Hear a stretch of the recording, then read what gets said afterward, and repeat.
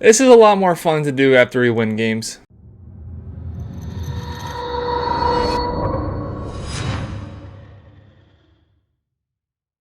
Just before we get into the video, something I forgot to talk about before the start of this video.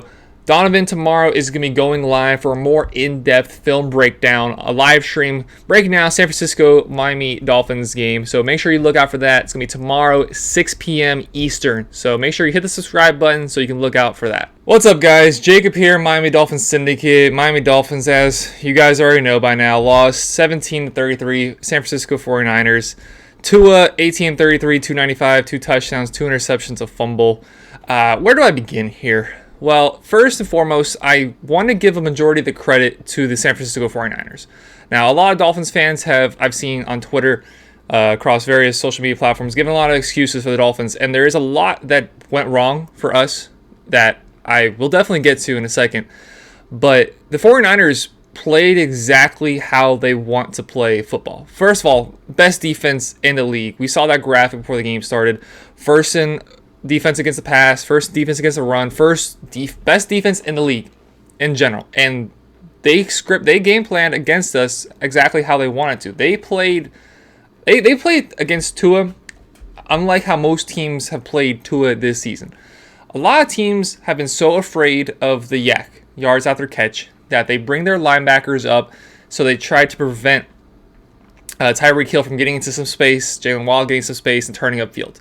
They've been so worried about getting just contact on the ball carrier as soon as possible, and has kind of left them exposed where the Dolphins have gotten a lot of their yards this season, which has been in between the 15 to 20 yard area beyond the line of scrimmage in the middle of the field. That's where the Dolphins have eaten this year. It's where Tua and Tyreek Hill and Jalen Waddle connect on a grand majority of their passes. But the 49ers, give them credit, they played exactly how they should have. They backed up Fred Warner. They backed up Al-Shaair, Greenlaw. They backed them up 15 to 20 yards off the line of scrimmage. They played their safeties even further back than usual as well. And they said, look, we're not going to give you these chunk plays every other play that the Dolphins have been getting all year.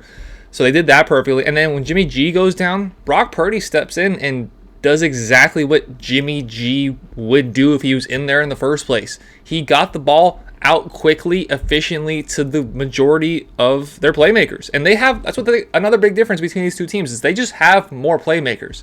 Now, Tyreek Hill is the best offensive player that was in the game yesterday. And then, of course, Christian McCaffrey, and you can go down the line. But we have the best overall weapon. They just have more.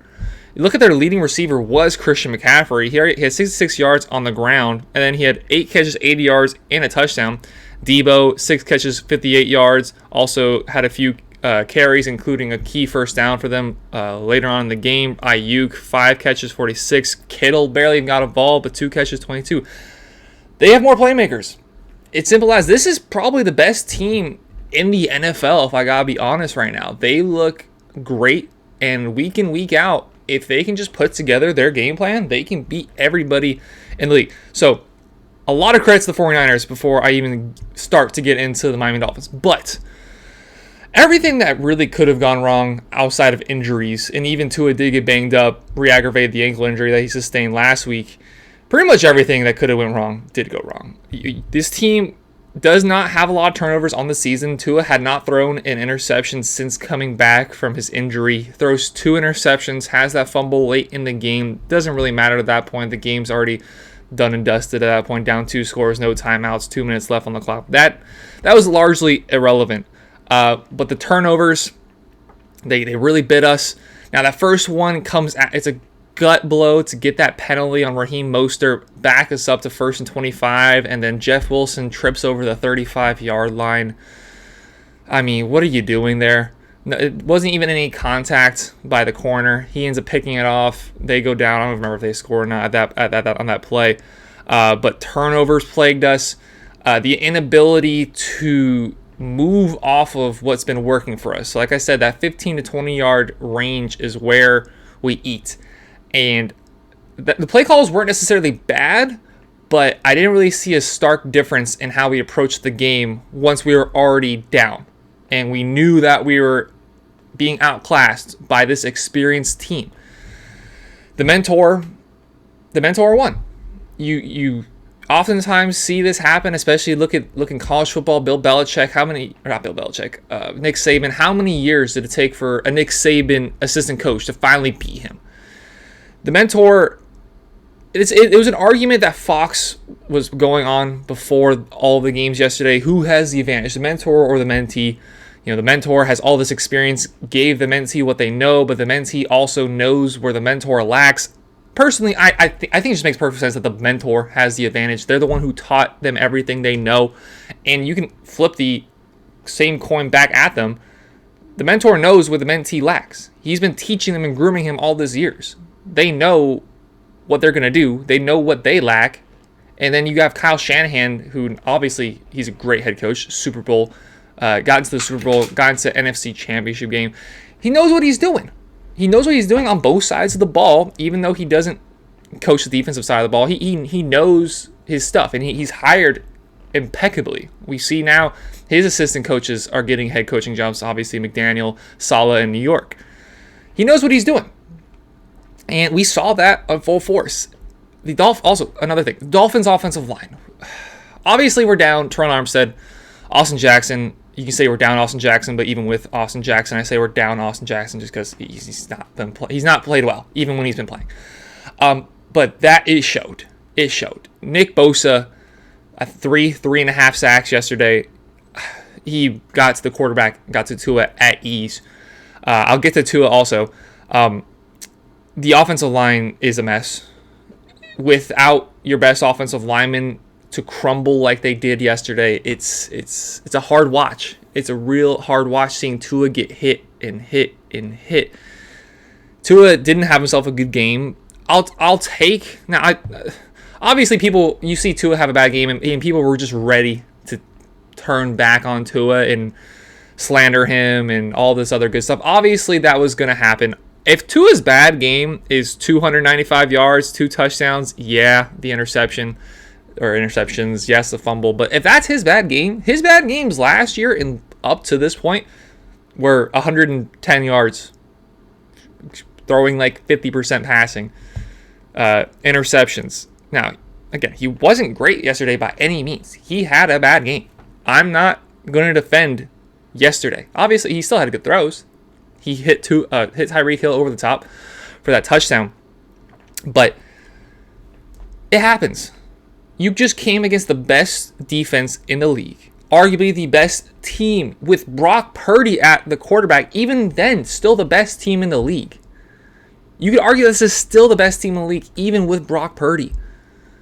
That means they got weapons galore on both sides of the ball. And it showed. They have the guys. They have the coaching. This is a perfect team outside the quarterback, which they've tried to address. They've tried and given up 3 first-round picks to go out and get Trey Lance. Jimmy Garoppolo has been working out for him, and now he breaks his foot, breaks his ankle, whatever it was, and Brock Purdy steps in and does exactly the same things that Jimmy Garoppolo would be doing for this team. His one interception, you could argue, actually helped them out because X intercepts the pass, guarding Brandon Ayuk on the 4th and 1. If he doesn't intercept that, we get the ball at the spot, at the line of scrimmage. Instead, he intercepts it, loses 20, 25 yards for us. We end up punting that drive. I'm not going to blame a secondary player for going out and getting an interception. That's their job.